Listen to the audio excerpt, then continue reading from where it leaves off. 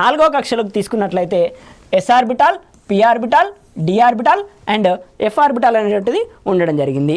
F orbital లోపల మనకు 7 sub orbitals అనేటువంటివి ఉండడం జరుగుతుంది. 7 సబ్ ఆర్బిటాల్స్ అని అంటే ఒక్కొక్క సబ్ ఆర్బిటాల్ లోపల 2 ఎలక్ట్రాన్లు అనేటువంటివి ఉండడం జరుగుతుంది.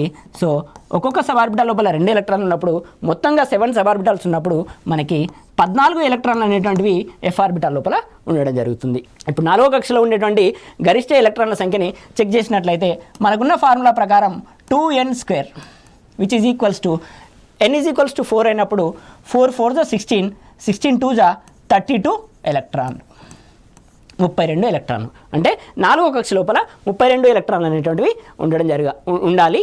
సో అదేవిధంగా మనకు ఆర్బిటాల్లో ఉన్నటువంటి గరిష్ట ఎలక్ట్రాన్లను చెక్ చేసుకున్నట్లయితే 2 + 6 + 10 + 14 వీటన్నిటిని యాడ్ చేసినప్పుడు మనకి 32 ఎలక్ట్రాన్లు అనేటువంటివి 4వ కక్షలో ఉండడం జరుగుతుంది.